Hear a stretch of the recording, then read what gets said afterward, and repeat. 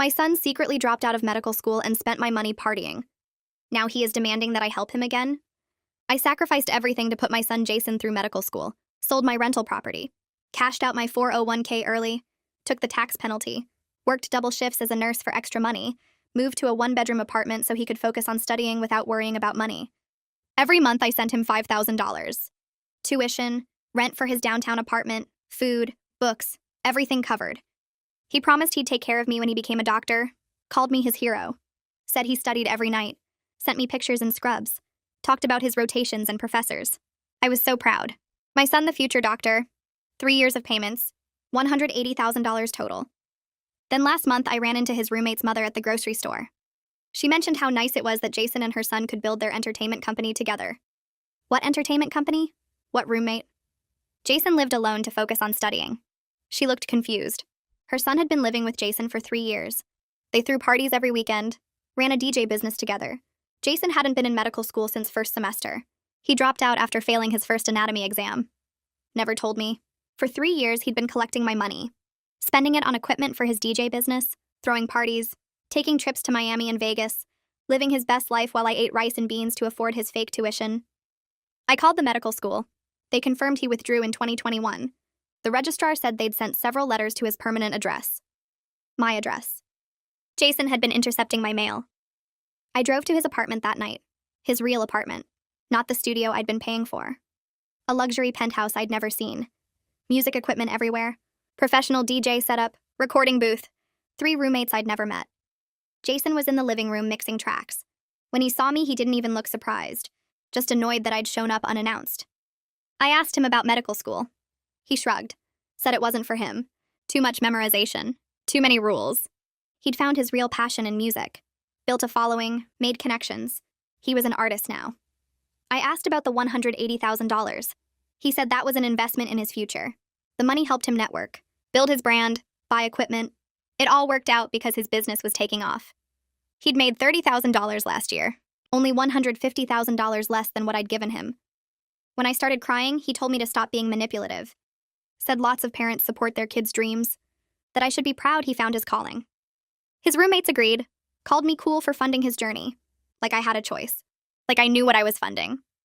I left without saying anything else. Needed time to process the betrayal, the lies, the stolen years of my life working double shifts, the retirement money gone, the rental property I'd never get back. Jason didn't call to apologize, didn't text to explain, nothing for 2 weeks. Then yesterday, he called with excitement in his voice. Big news. He had an opportunity. A famous DJ wanted to collaborate. They could tour together, open a studio, build an empire. He just needed startup capital, $50,000. Since I'd already invested so much in his education, what was a little more for his actual career? He'd pay me back double when he made it big. Promise. Just like he promised to become a doctor. I told him I'd think about it. He said there wasn't time to think. The DJ was meeting with other potential partners. This was his shot. Our shot. We were a team. I was his business partner, not just his mother. Without me, none of this would exist. Which was true. Without me, he'd have had to get a job instead of pretending to study medicine. I asked him to meet me at my apartment to discuss terms. He showed up in a Tesla. Leased, he said, for his image. Part of the business. He brought contracts. Had everything planned out. I'd be a silent partner. 15% returns? My name nowhere on the documents because that would complicate taxes. But I could trust him. I let him present his whole pitch. Watched him pull up spreadsheets. Show me follower counts. Play his latest tracks. He talked for an hour about his vision, his talent, his destiny, how this was the universe rewarding my faith in him. Then I handed him an envelope. Inside the envelope were 3 documents. A cease and contact letter printed on law firm letterhead. A spreadsheet listing every single payment I'd made over 3 years with dates and amounts. A small claims court filing for the maximum amount allowed in our state. Jason pulled them out one by one. His confident smile faded as he scanned the first page. Then the second. His hand started shaking slightly when he got to the court filing. He looked up at me with confusion replacing the cocky expression he'd worn all evening. His mouth opened, but no words came out. I watched him realize I wasn't the easy target he'd counted on, that I'd actually done something instead of just crying and giving in like always. Jason set the papers down and laughed. It sounded forced and nervous. He said the legal papers were a joke, that I couldn't sue my own son. His voice had an edge to it now, not the smooth sales pitch from before. I told him my attorney explained that fraud is fraud no matter who commits it. Family relationships don't change the law. I had 3 years of documented lies, intercepted mail, fake photos and scrubs, made up stories about rotations and professors, every single piece of evidence saved and organized. His laugh died completely. He switched tactics fast. The tears came suddenly, streaming down his face as he said he thought I believed in him, that I supported his dreams, that parents are supposed to help their kids find their passion. His voice cracked just right. His shoulders shook. I stayed silent and watched him perform. Remembered how he'd cried exactly the same way when he showed me his fake medical school acceptance letter. The same hitching breath, the same wounded expression. Back then, I'd hugged him and told him how proud I was. Now I just sat there and let him work through his act. When the tears didn't work, his face changed. The sadness vanished like someone flipped a switch. Anger took its place, hot and immediate. He stood up fast enough that his chair scraped loudly against my floor. He said if I went through with this, I'd never see him again. He'd cut me out of his life completely. No calls, no visits, and no relationship. I'd lose my only son over money. I stood up too and told him he already did that. 3 years ago when he chose to steal from me instead of being honest, when he intercepted my mail and lied to my face every single day. I picked up my purse and headed for the door. His voice got louder. He called after me saying I was ruining his life, that I was supposed to be his mother, that the lawsuit would destroy his credit and his future. His roommate's doors opened. 3 guys emerged looking uncomfortable and confused. They'd clearly heard everything. One of them, younger with dark hair, looked genuinely shocked. He said quietly that they didn't know Jason was lying to me about school, that Jason told them the money came from his trust fund. The other 2 nodded, looking embarrassed. I believed the dark-haired one based on how stunned he seemed. Jason told them to shut up and go back to their rooms. They didn't move. I left without saying anything else. Got in my car with Jason still yelling from his doorway. My hands shook so badly I could barely get the key in the ignition. But underneath the shaking was something else. Something stronger. I'd actually done it. Confronted him. Handed him legal papers instead of another check. Said no instead of yes. I drove home and sat in my parking spot for 10 minutes just breathing. Then I called Martina. She answered on the first ring like she'd been waiting. I told her I went through with it, that I actually served him the papers and didn't back down when he cried and yelled. She said she was proud of me, that she knew how hard that must have been, that Jason had been manipulating me for years, and it was time someone stood up to him. The next morning, my phone started buzzing before I even got out of bed. Text after text from Jason. The first few were apologies saying he was sorry and didn't mean what he said. Then they shifted to threats about never speaking to me again. Then guilt trips about how I was ruining his life and destroying his dreams. How could I do this to him after everything? How I was supposed to love him unconditionally. How other parents support their kids without demanding payback. I screenshot every single message, forwarded them all to Samuel Cartwright, the attorney whose name was on the letterhead. He responded within an hour saying this was perfect, that the messages established a clear pattern of manipulation and would help our case significantly. Samuel called me that afternoon. He explained that small claims court had limits on how much I could recover. The maximum in our state was $15,000. But filing created an official legal record of the fraud. It put pressure on Jason to negotiate or face worse consequences. He said we might be able to pursue criminal fraud charges if we could prove Jason intentionally deceived me. The intercepted mail was strong evidence of intent. So were the fake photos and made-up stories about professors. Samuel said he'd handled cases like this before, and while they were difficult, they weren't impossible. Especially with documentation as thorough as mine. I met with Alana Devine 2 days later. Martina had recommended her as a financial advisor who specialized in helping people recover from major financial losses. Her office was small but professional with certificates on the wall and family photos on her desk. She was probably 50 with kind eyes and a gentle voice. She asked me to bring all my financial records, bank statements, tax returns, documentation of the rental property sale, my 401k withdrawal paperwork, everything. She spread it all out on her desk and started calculating. Her face stayed neutral, but I could see her jaw tighten as the numbers added up. Alana turned her computer screen toward me. She'd created a spreadsheet showing the full damage. $180,000 in direct payments to Jason. Another $90,000 in potential investment growth if I'd kept that money in retirement accounts instead of sending it to him. The rental property I sold would be worth $150,000 more in today's market based on area appreciation rates. The early 401k withdrawal cost me $40,000 in penalties and taxes that I paid to the government for nothing. She scrolled down. The numbers kept going. Lost compound interest. Reduced Social Security benefits because I'd worked fewer high-earning years. The opportunity cost of the double shifts I worked that damaged my health and left me exhausted. The total came to $460,000. Alana turned the screen back toward herself and clicked through a few more calculations. She printed out a summary sheet and slid it across the desk. The numbers looked even worse on paper. I'd need to work 10 more years than I planned, maybe longer depending on my health. My retirement wouldn't be comfortable anymore. It would be tight. Careful. Every dollar counted because Jason had taken the cushion I'd spent 20 years building. Alana asked if I had any questions about the projections. I shook my head. The numbers were clear enough. She suggested we schedule a follow-up meeting in 2 weeks to start planning recovery strategies. I agreed and wrote the date in my phone calendar. Then I just sat there staring at the paper. All those years of double shifts reduced to a spreadsheet showing how far behind I was. Alana didn't rush me. She kept working on her computer and let me process. After a few minutes, the tears started. Not dramatic sobbing, just quiet crying that I couldn't stop. This was the first time I'd actually cried since discovering the truth. Everything before had been shock and anger and frantic activity. But sitting in Alana's office looking at the numbers made it real. Jason had stolen my future. Not just money, years of my life, the retirement I'd earned, the security I'd sacrificed everything to build. Alana pulled a tissue box from her drawer and set it next to me without saying anything. I took several tissues and tried to get control of myself. She waited until I'd stopped crying before speaking. She told me about resources for financial recovery after family fraud, support groups, legal aid organizations, financial counseling programs specifically designed for people rebuilding after this kind of betrayal. I realized from the way she talked that I wasn't the first parent she'd helped through this. Other people had sat in the same chair crying over the same kind of loss. That should have made me feel better, but it just made me sadder. How many parents had their kids done this to? 3 days later, Samuel called while I was at work. I stepped into the break room to take the call. He said Jason's roommate Joshua had reached out through a mutual contact. Joshua wanted to talk to me. Samuel said Joshua felt guilty about using my money without knowing where it came from. He had information that might help the case. Financial records from the business partnership. Documentation of how Jason spent the money. Samuel asked if I was willing to meet with Joshua. I said yes immediately. Any evidence that strengthened our position was worth pursuing. Samuel gave me Joshua's number and told me to let him know after the meeting. I called Joshua that afternoon.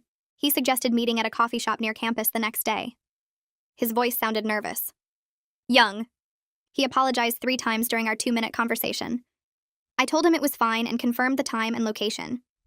The coffee shop was busy when I arrived. College students everywhere with laptops and textbooks. Joshua had texted me a description of himself, so I spotted him right away. Tall kid with dark hair sitting alone at a corner table. He had a folder in front of him and kept glancing at the door. I walked over and introduced myself. He stood up so fast he almost knocked over his coffee. We shook hands and sat down. Joshua looked miserable. He started apologizing before I even got settled in my chair. Said he had no idea the money came from me. That Jason told him it was from an inheritance, that if he'd known the truth, he never would have accepted it. I believed him. His horror looked genuine. He pushed the folder toward me. Inside were printed financial records, bank statements, receipts, business expense reports, everything organized with tabs and labels. Joshua had put real effort into documenting this. He walked me through the records page by page, showed me exactly where my money went. $120,000 on DJ equipment over 3 years. Turntables, speakers, mixing boards, lighting systems, recording software, professional microphones. All top of the line because Jason insisted they needed the best gear to compete. Another $40,000 went to the luxury apartment and the Tesla lease.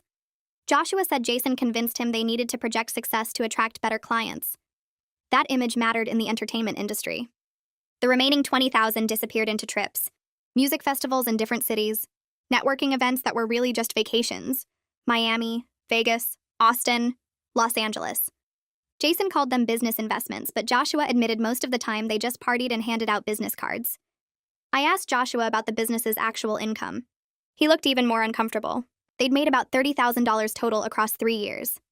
Most gigs were small parties and college events that barely covered their expenses.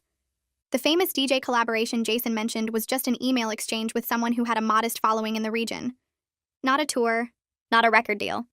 Just a guy who responded to Jason's messages a few times.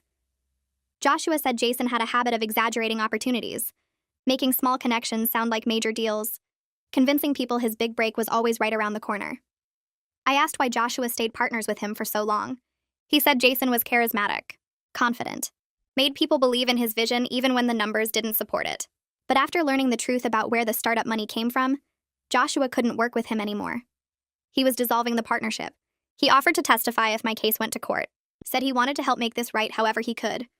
I took copies of all the business records, thanked him for his honesty. He apologized again as I left. I drove straight to Samuel's office. Samuel spread the documents across his desk and examined each page carefully. He asked questions about specific transactions, made notes on a legal pad. After 30 minutes, he sat back and smiled. This changed everything. Now we could prove Jason's intentional lies and trace exactly where the money went. The intercepted mail showed intent to deceive. The fake photos and stories about professors showed ongoing fraud. But Joshua's records showed the actual theft. Every dollar accounted for. Every lie documented. Samuel said he'd file an amended claim with this new evidence. It strengthened our position significantly, made it much harder for Jason to claim misunderstanding or honest mistakes. We had proof of deliberate fraud spanning 3 years. 2 weeks after handing Jason the envelope, my phone rang with a number I didn't recognize. I almost didn't answer, but something made me pick up. A man's voice asked if this was Jason's mother. I said yes.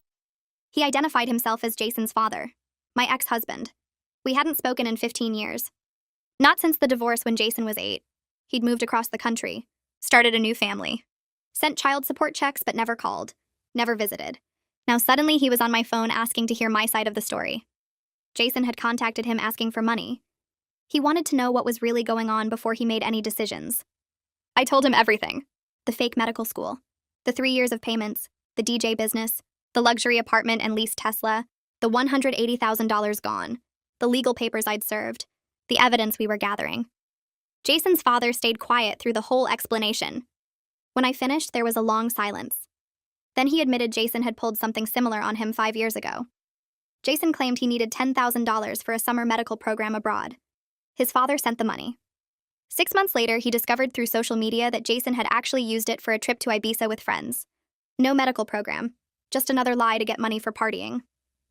I told Jason's father I'd think about his offer and hung up feeling strange. 15 years of silence, and now he wanted to help, because Jason tried the same trick on him. The $5,000 would make a difference with Samuel's legal fees, but taking money from him felt complicated. Martina said I should accept it when I called to tell her about the conversation.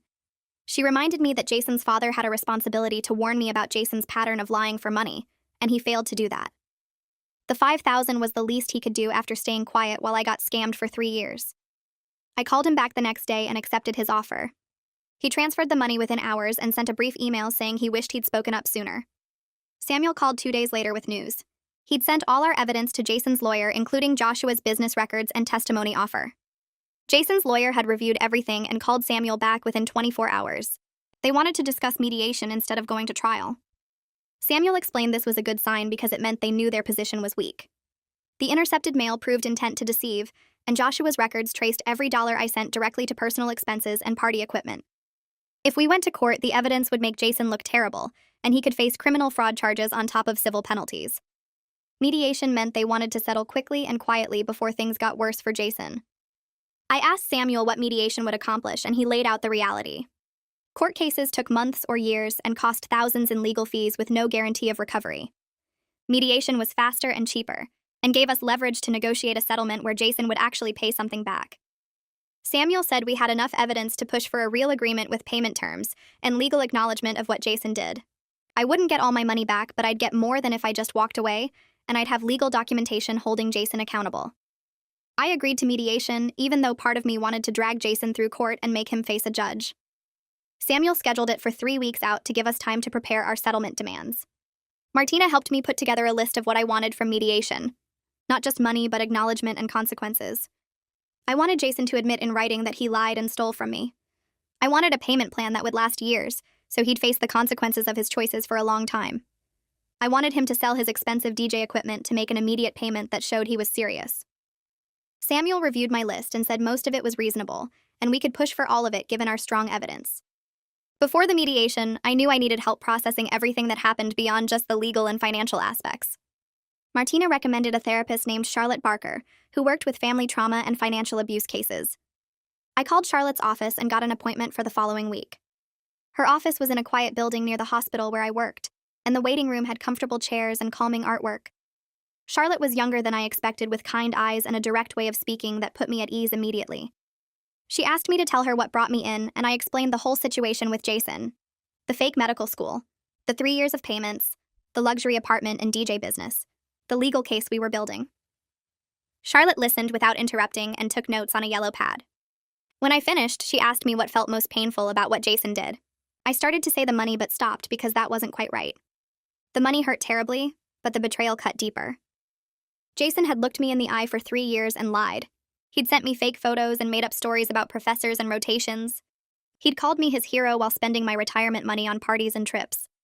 Charlotte nodded and said what Jason did wasn't just theft, but a profound violation of the trust between parent and child. She explained that my grief over losing the relationship I thought I had with Jason was just as valid as my anger over the money. I'd been mourning 2 losses at once: the financial security I'd worked decades to build, and the son I believed existed but never really did. That second loss was the one I hadn't let myself fully feel yet, because I was too focused on the practical problems of legal action and money recovery. We spent the rest of that first session talking about the difference between the Jason I thought I raised and the Jason who actually existed. Charlotte helped me see that I'd been a good mother who supported her child's education. Jason made the choice to exploit that support, and his actions reflected his character, not my failure as a parent. By the end of the session, I felt exhausted but lighter somehow. Charlotte scheduled me for weekly appointments leading up to the mediation. In our second session, Charlotte asked me what outcome from the mediation would feel like justice. I thought about it for a long time before answering. I didn't want Jason destroyed or homeless even after everything he'd done. Some part of me still remembered the little boy who used to bring me drawings from the school and tell me about his day. But I couldn't have a relationship with the man who stole from me unless he fundamentally changed and proved through years of consistent action that he understood what he'd done wrong. I wanted him to acknowledge his lies in writing. I wanted him to pay back whatever amount he could manage, even if it took a decade. Requested Reads is on Spotify now. Check out link in the description or comments. I wanted consequences that might actually teach him accountability instead of letting him walk away thinking he could manipulate his way out of anything. Charlotte asked if I thought Jason was capable of real change, and I admitted I didn't know. He'd shown no remorse when I confronted him at his apartment. But maybe facing legal consequences and losing his business partnership with Joshua had started to crack his confidence. Maybe being forced to acknowledge what he did in mediation would be the wake-up call he needed. Or maybe he'd just learn to be a better liar next time. Charlotte reminded me that I couldn't control whether Jason changed, but I could control how I protected myself going forward. The mediation was about establishing boundaries and consequences, not about fixing Jason or rebuilding our relationship. Those things might happen eventually if Jason did the hard work of becoming a different person, but they couldn't be my focus right now. My focus had to be on my own recovery and making sure Jason faced real accountability for his choices. 2 days before the mediation, Martina came over to help me prepare. She brought takeout food, and we sat at my small kitchen table going through different scenarios that might happen. Martina played Jason, trying different manipulation tactics while I practiced staying calm and focused on the facts. She pretended to cry and apologized dramatically. She tried guilt trips about being a bad mother. She offered vague promises about paying me back someday without any specific terms. Each time I responded with the same calm statements about documented evidence and legal accountability. Martina reminded me that I didn't owe Jason forgiveness or a relationship. Protecting myself financially and emotionally wasn't being a bad mother. It was being a smart woman who refused to be exploited anymore. We practiced until I could respond to Jason's likely tactics without getting emotional or backing down from what I wanted. Martina hugged me before she left and told me she was proud of how strong I'd become through this nightmare. The mediation took place in a conference room at a neutral office building downtown. Samuel met me in the lobby, and we rode the elevator up together. He carried a folder thick with evidence and documentation. The conference room had a long table with chairs on both sides and windows overlooking the city. A professional mediator arrived first and introduced herself. She explained the process and ground rules. Then Jason's lawyer arrived alone and set up his materials at one end of the table. Samuel and I sat at the other end. Jason came in last, walking slowly like he wasn't sure he wanted to be there. He wore khakis and a button-down shirt instead of his usual expensive streetwear. His hair was neat and his face looked tired. He sat down next to his lawyer and stared at the table. When I entered the room and took my seat across from him, he glanced up briefly, then looked away. He seemed smaller somehow without his usual confident performance. The mediator started by explaining that this was a voluntary process where both parties would have a chance to speak and hopefully reach an agreement that avoided court. She asked Jason to explain his perspective first. His lawyer nodded at him, and Jason cleared his throat. He gave what sounded like a rehearsed speech about being young and making mistakes. He said he got overwhelmed by medical school and panicked instead of talking to me honestly. He called it poor judgment and said he was sorry for not being upfront about dropping out. His lawyer had clearly coached him to minimize what he did. Jason never used words like fraud or theft. He never mentioned the 3 years of deliberate lies or the intercepted mail or the fake photos. He framed everything as a series of bad choices made by a confused kid who didn't know how to disappoint his mother. I watched him perform his apology and felt nothing but tired recognition of another manipulation attempt. When it was my turn to speak, I pulled out the statement I'd prepared with Charlotte. My hands shook slightly as I unfolded the paper, but my voice stayed steady. I read about working double shifts as a nurse while my body ached and my feet swelled. I read about eating rice and beans for dinner so I could send Jason $5,000 every month. I read about cashing out my retirement early and taking the tax penalty because I believed I was investing in my son's future as a doctor. I read about selling my rental property that would have provided income in my retirement. I read about the 3 years of lies and intercepted mail and fake photos in Scrubs. I read about discovering Jason lived in a luxury penthouse throwing parties while I lived in a 1-bedroom apartment sacrificing everything. I read about the $180,000 gone and the additional hundreds of thousands in lost investment growth and retirement security. I read about having to work 10 more years than I planned and facing a diminished retirement because my son chose to steal from me. When I finished reading, there was silence in the room. The mediator looked at Jason and asked if he understood the harm he caused. There was a long pause. Jason's lawyer started to speak, but the mediator held up her hand. She kept her eyes on Jason and waited. Finally, he said yes quietly without looking up. His lawyer immediately tried to move the conversation toward settlement terms, but the mediator stopped him. She told Jason that she needed him to respond to what I'd said, not just acknowledge it. She asked him what specifically he understood about the impact of his actions on my life. Jason shifted in his chair and looked down at his hands for a long moment. The mediator waited without saying anything, and the silence stretched until it felt uncomfortable. Finally, he spoke in a quiet voice that sounded different from his usual confident tone. He said he knew what he was doing was wrong the whole time. He convinced himself that once his business took off and he made it big, he could pay me back and then I'd be happy for him. He thought if he could just show me success, it would erase the lying. He kept going because he was afraid to disappoint me and admit he failed at medical school. His voice cracked slightly when he said this, and I felt anger rise up sharp and hot in my chest. I leaned forward and told him he clearly wasn't afraid enough to stop stealing from me for 3 years. He wasn't afraid enough to stop intercepting my mail or sending fake photos or watching me work double shifts while he threw parties. The mediator held up her hand gently and asked me to let her handle the questioning, but I could see she understood my anger. She turned back to Jason and asked him if he understood that fear of disappointment doesn't justify fraud. He nodded slowly and said yes. She asked if he understood that his mother sacrificed her retirement and her health because she believed his lies. He said yes again, even quieter. Then she looked at both lawyers and said it was time to discuss settlement terms. Samuel opened his folder and pulled out the proposal we'd prepared together over the past week. He laid out the terms in a calm, professional voice that made everything sound reasonable and fair. Jason would pay back $50,000 over 10 years through monthly payments of $417. He would sell his DJ equipment immediately to generate a $20,000 payment up front. He would sign an agreement acknowledging that he obtained money from me through fraud and deception. If he missed any payments, we could pursue criminal charges with all the documented evidence we'd gathered. Samuel slid copies of the proposal across the table to Jason's lawyer and to the mediator. Jason's lawyer picked it up and read through it carefully, while Jason sat there looking like he might be sick. His face had gone pale and he kept glancing at me, then looking away. His lawyer finished reading and set the paper down. He cleared his throat and said his client was willing to settle for $30,000 total with no admission of fraud. Samuel didn't even pause before he said no.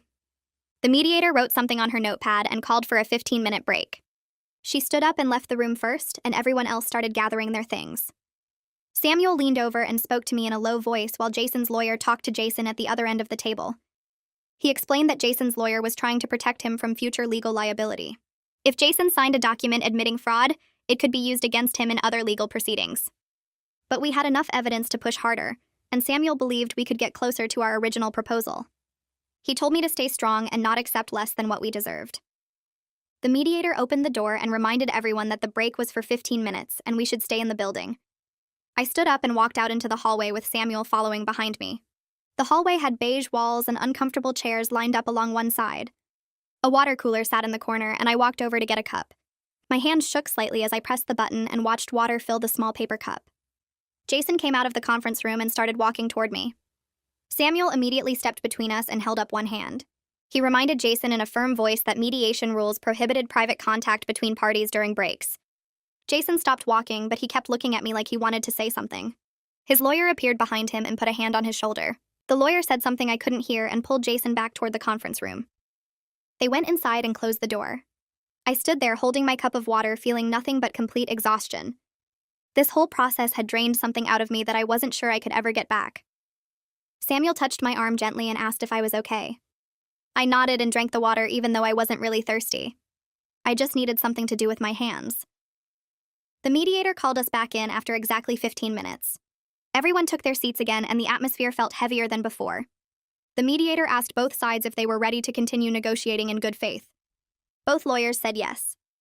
Then she turned to Jason's lawyer and asked if his client had a revised offer. The lawyer conferred with Jason in whispers for a minute, then said they could go to $35,000 total. Samuel shook his head before the lawyer even finished speaking. He pulled out the bank statements and transfer records and the intercepted mail documentation. He laid it all on the table in neat stacks and said we had clear evidence of fraud spanning 3 years. We had Jason's roommate willing to testify about where the money actually went. We had the medical school's withdrawal records. If this went to court, Jason would face criminal charges and the settlement amount would be much higher. Samuel's voice stayed calm, but every word hit like a hammer. Jason's lawyer looked at the evidence and his expression changed. He asked for another private consultation with his client. The mediator nodded and they moved to a corner of the room to talk quietly. 2 hours passed with offers and counter-offers going back and forth. My head started to hurt from the tension and the fluorescent lights. Finally, we reached an agreement that Samuel said was as good as we were going to get. Jason would pay $40,000 over 8 years with monthly payments of $417. He would sell his DJ equipment for an immediate payment of $15,000. Most importantly, he would sign a document acknowledging that he fraudulently obtained money from me through lies and deception. If he missed 3 consecutive payments, I could pursue criminal charges with all our documented evidence. The mediator read through the terms carefully and asked both parties if they agreed. I said yes. Jason hesitated, then said yes in a voice so quiet I barely heard it. Jason's lawyer also negotiated that Jason would have no contact with me unless I initiated it. Jason had to attend financial counseling for 1 full year with proof of attendance. His lawyer looked unhappy about the fraud acknowledgement, but Samuel had made it clear we would pursue criminal charges otherwise. Jason would likely face much worse consequences if this went to court. The mediator printed out the settlement agreement and everyone reviewed it one more time. She explained that once we signed, it would be filed with the court and become an enforceable legal document. Any violation would have serious legal consequences. She asked if everyone understood and we all said yes. I picked up the pen and signed my name on the line next to where it said complainant. My signature looked shaky, but it was done. Jason signed on his line and his hand trembled slightly. Both lawyers signed as witnesses and the mediator signed as the official mediator. She gathered all the copies and said she would file them with the court by the end of the day. I knew I would only recover about $55,000 of the $180,000 he took. It wasn't close to everything I lost, but it was more than I expected when this started. Most importantly, it held Jason legally accountable for what he did to me. The agreement existed now in official records that couldn't be erased or forgotten. Samuel and I walked out of the building together into the afternoon sunlight. I felt lighter somehow, despite knowing I would never get back what I lost. The weight of uncertainty had lifted and been replaced with something concrete and real. Samuel told me the settlement was actually a good outcome given how difficult family fraud cases are to prosecute. Many parents never recover anything at all. The payment plan meant Jason would face consequences for the next 8 years every single month when he made that payment. He couldn't forget what he did or pretend it didn't happen. Samuel shook my hand and said he would send me copies of all the filed documents within a week. I thanked him for everything he'd done and walked to my car alone. 2 weeks later, I checked my bank account and saw a deposit for $15,000 with a reference number from the equipment sale. My heart jumped when I saw it because part of me hadn't believed Jason would actually follow through. I immediately transferred the money into a new retirement account that I opened at a different bank. Jason had no knowledge of this account and never would. It was mine and mine alone and protected in ways my previous accounts hadn't been. I called Alana and told her about the deposit. She congratulated me and said we should meet to set up automatic contributions from my nursing salary. We scheduled an appointment for the following week, and she helped me create a realistic plan for rebuilding my savings over the next 20 years. The numbers still looked scary, but they looked possible now instead of hopeless. The first monthly payment of $417 appeared in my account exactly on the due date. I stared at the transaction on my phone screen, feeling a complicated mix of relief and sadness. Relief that Jason was keeping his agreement. Sadness that this was what our relationship had become. A monthly payment that reminded me of everything he took and everything we lost. I called Charlotte and told her about the payment. She asked me how I felt, and I told her I didn't really know. She said that was okay and normal. Some betrayals are too deep to fully heal, and some relationships never recover no matter how much time passes. The important thing was that I was protecting myself and moving forward with my life. Jason's choices were his own, and I couldn't fix him or change him. All I could do was rebuild what he destroyed and make sure he never had the chance to hurt me again.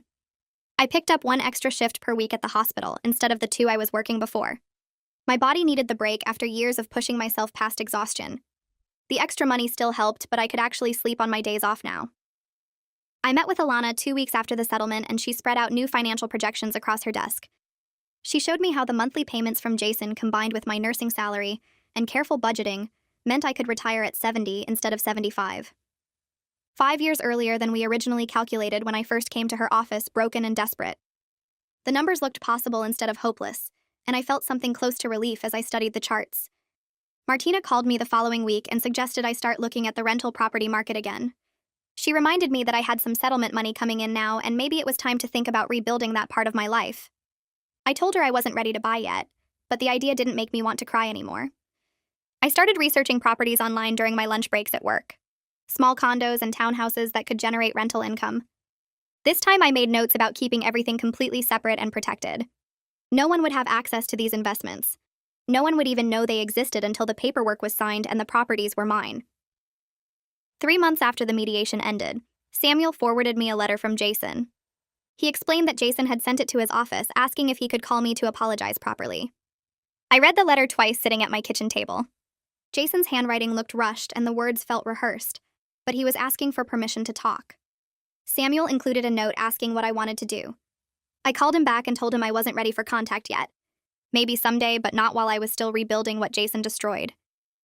Samuel said he would respond and let Jason know. He reminded me that I controlled the terms of any future contact, and I should take all the time I needed. I talked about the letter with Charlotte during our next therapy session. She asked me how I felt about Jason reaching out, and I admitted I didn't know. Part of me wanted to hear what he had to say. Part of me knew it wouldn't change anything. Charlotte helped me work through my anger at myself for not seeing the signs earlier. I kept thinking about all the red flags I missed, the vague details about classes, the way he always had an excuse when I asked to visit, the intercepted mail I never questioned. Charlotte pointed out that Jason went to great lengths to maintain his deception. The fake photos in scrubs, the detailed lies about professors and rotations, the carefully crafted stories about his studies. He deliberately exploited my trust and pride in him. She reminded me that I did what any loving parent would do, and he chose to take advantage of that love. 2 weeks later, I joined a support group for parents who experienced financial abuse from adult children. Charlotte recommended it, and I was nervous walking into the community center for the first meeting. 7 other parents sat in a circle, and the facilitator asked us to share our stories if we felt comfortable. I listened to a woman talk about losing her house because her daughter took out credit cards in her name. Another woman depleted her late husband's life insurance, paying for her son's fake business ventures. Several parents were still paying off debt from their children's lies years later. One father maxed out every credit card he had because his son claimed he needed money for cancer treatment that turned out to be completely fabricated. Sharing my story in the group helped me feel less ashamed and isolated. Everyone nodded when I talked about the intercepted mail and the fake photos. They understood the specific kind of betrayal that comes from your own child. The facilitator helped me see that Jason's actions reflected his character, and not my failure as a parent. I did everything right by supporting my child's education. He was the one who chose to exploit that support. Other parents agreed and shared similar realizations from their own experiences. We weren't bad parents. We were good parents who got taken advantage of by people we trusted completely. 6 months into the payment plan, I checked my bank account one morning and didn't see Jason's monthly payment. My stomach dropped, and I immediately thought he was going to default. I called Samuel in a panic, and he told me to wait before doing anything. The agreement required 3 consecutive missed payments before we could take legal action. 3 days later, the payment came through, and Samuel forwarded me an apologetic email Jason had sent, explaining he had an unexpected car repair expense. Samuel reminded me that one late payment didn't trigger any consequences. I needed to breathe and trust the legal protections we built into the agreement. I used some of the settlement money to take a weekend trip with Martina to a beach town we visited as kids. We stayed in a small hotel near the water and spent 2 days walking on the sand and eating at local restaurants. It was the first vacation I had taken in 5 years. Being away from everything helped me remember who I was beyond being Jason's mother or a nurse working double shifts. Martina and I talked about our childhood and our parents and how different our lives turned out from what we imagined. She told me she was proud of how I handled everything with Jason. She said I was stronger than I gave myself credit for. At work the following month, my supervisor called me into her office and offered me a charge nurse position. The role came with a modest salary increase and more responsibility managing the other nurses on my floor. I accepted immediately, knowing the extra income would help my retirement recovery. My supervisor mentioned she noticed I seemed more focused lately, more present during my shifts. I realized that setting boundaries with Jason helped me reclaim energy I was wasting on constant worry. I wasn't checking my phone every hour wondering if he would contact me. I wasn't lying awake at night replaying our last conversation. I was actually living my own life again. Alana reviewed my finances after 8 months and showed me I was actually ahead of our projected savings schedule. Between the settlement payments, my increased salary from the charge nurse position, and cutting unnecessary expenses, I had saved $12,000 toward a rental property down payment. She pulled up property listings in my price range, and we looked at small condos that could work as investments. The numbers made sense now. I could see a path forward that didn't involve working until I died. Alana scheduled our next meeting for 3 months out and told me to keep doing exactly what I was doing. I started looking at property listings online during my lunch breaks at the hospital. Small condos in neighborhoods I'd never considered before. Places that needed work but had good bones. I made spreadsheets comparing mortgage rates and rental income potential. Calculated what I could afford if I saved for another year. This time I wasn't desperate or making emotional decisions. I was building something for myself with clear eyes and protected boundaries. The excitement felt different from before. Not the proud parent funding a dream, but an investor protecting her future. I bookmarked 3 properties and scheduled tours for my next day off. Jason's monthly payment hit my account right on schedule the next month. I didn't check obsessively anymore. Alana had set up automatic transfers, so the money went straight into my retirement account without me touching it. I trained myself to think of it as restitution owed rather than something coming from my son. The distinction helped. He wasn't supporting me or helping me. He was paying back what he stole. Some months I forgot to even verify the deposit arrived. That felt like progress. One morning I opened my email and saw a message from Joshua. Subject line said, "New beginnings." He wrote that he'd started a different entertainment company with partners who shared his values. They were doing well booking corporate events and weddings, professional work that paid consistently. He thanked me again for not including him in the legal action against Jason. Said he learned important lessons about checking where money comes from and who you go into business with. He attached a photo of their new office space. Small but legitimate. I wrote back a brief congratulations and deleted the thread. His redemption wasn't my concern. Charlotte asked me during our next session if I felt ready to reduce our appointments. Weekly therapy had helped me process the worst of the anger and grief. I sat there thinking about how I used to obsess over Jason constantly. Now I went whole days without thinking about him at all. My mental energy focused on work and my own financial recovery rather than replaying his betrayals. I told Charlotte I thought bi-weekly sessions made sense. She smiled and said that was healthy progress. We scheduled our next appointment for 2 weeks out. Martina called me on Saturday morning and said she'd found a condo I needed to see. We drove to a neighborhood near the university. The building needed exterior work, and the unit had outdated appliances, but the location was perfect for student rentals and the price reflected its condition. We walked through together while I took notes. Martina pointed out what could be fixed easily and what would cost serious money. I calculated the numbers in my head.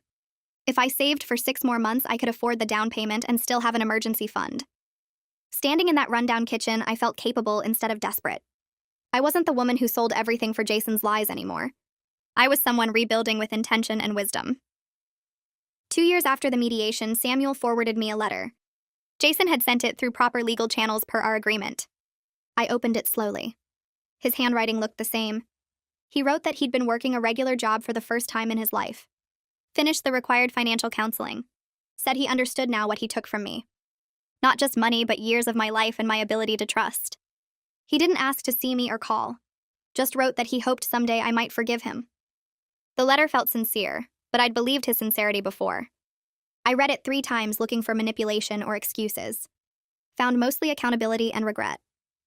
I filed the letter in a folder with all the other legal documents. Didn't respond. Charlotte said during our next session that forgiveness was something I did for myself, not for Jason. That I could forgive the betrayal without reconciling the relationship. I thought about that. Maybe someday I'd get there. Maybe I never would. Both options felt acceptable. I wasn't carrying the anger around like a weight anymore. It existed but didn't define me. That seemed like enough. 3 years after discovering everything, I signed closing papers on the small condo. The young couple who'd be my first tenants seemed responsible and excited. They signed a lease for $200 above my mortgage payment. Martina took me to dinner that night to celebrate. We ordered wine and appetizers and talked about how far I'd come. I felt proud of myself in a way I hadn't felt since before Jason's lies. This accomplishment was mine, built from my own work and smart decisions. Nobody could take it away or devalue it with betrayal. Alana showed me my retirement account balance during our quarterly review. $45,000. Between my contributions, Jason's settlement payments, and market growth, I'd rebuilt a foundation. She pulled up projections showing that if Jason continued paying and I maintained my savings rate, I could retire at 68. Not the retirement I originally planned, but comfortable enough. A modest life I'd earned through my own resilience. The numbers felt real and achievable rather than desperate and impossible. At work, I started mentoring a new nurse named Rebecca. She reminded me of myself at her age, eager to help everyone, quick to trust, generous with her time and money. During a quiet moment in the break room, she told me about supporting her brother through culinary school, sending him money every month. I listened and felt that familiar tightness in my chest. After she finished, I shared a carefully edited version of my story with Jason. Told her that supporting people you love is beautiful, but protecting yourself is necessary. She looked surprised. Said she'd never thought about setting boundaries with family. I told her to think about it now before she learned the hard way like I did. She thanked me, and I hoped she'd actually listen. Some lessons shouldn't require complete devastation to learn. 4 years passed with payments arriving every month like clockwork. I stopped checking my account anxiously and let the automatic deposits build my retirement fund back up. Samuel called one afternoon to tell me Jason's lawyer had reached out about the final payment schedule. Jason wanted to confirm the last 5 months of payments and make sure everything was properly documented. Samuel sounded surprised when he told me this, and I felt something unexpected stir in my chest. Jason was actually following through. He'd paid $35,000 of the $40,000 he owed, and he was planning to finish what he started. I sat with that information for a long time after hanging up with Samuel. During my next session with Charlotte, I mentioned the phone call and admitted I felt a small amount of respect for Jason's consistency. The words felt strange coming out of my mouth after years of anger and disappointment. Charlotte leaned forward and told me this was healthy progress. I could acknowledge positive actions without forgetting the harm he caused or rushing to reconcile. She reminded me that seeing someone do the right thing didn't mean I had to trust them again or let them back into my life. It just meant I could recognize growth without compromising the boundaries that kept me safe. I nodded and felt lighter somehow, like I'd been carrying a weight I didn't know was there. 5 years after sitting in that mediation room, I met with Alana to review my retirement plan. She pulled up my accounts and showed me numbers that made me smile for the first time in a financial meeting. 2 rental properties generating steady income. A retirement account with enough money to support a modest lifestyle. 0 debt. I'd rebuilt approximately 60% of what Jason took from me. Alana pointed out that while it wasn't everything I'd lost, it was enough for a comfortable retirement at 69. I could stop working the extra shifts. I could travel a little. I could live without the constant fear of running out of money. The numbers felt real and achievable instead of desperate and impossible. I signed the paperwork to adjust my retirement contributions and walked out of her office feeling proud of what I'd accomplished through my own determination and smart choices. I think about Jason sometimes when I'm alone in my apartment or walking through the grocery store where this whole nightmare started.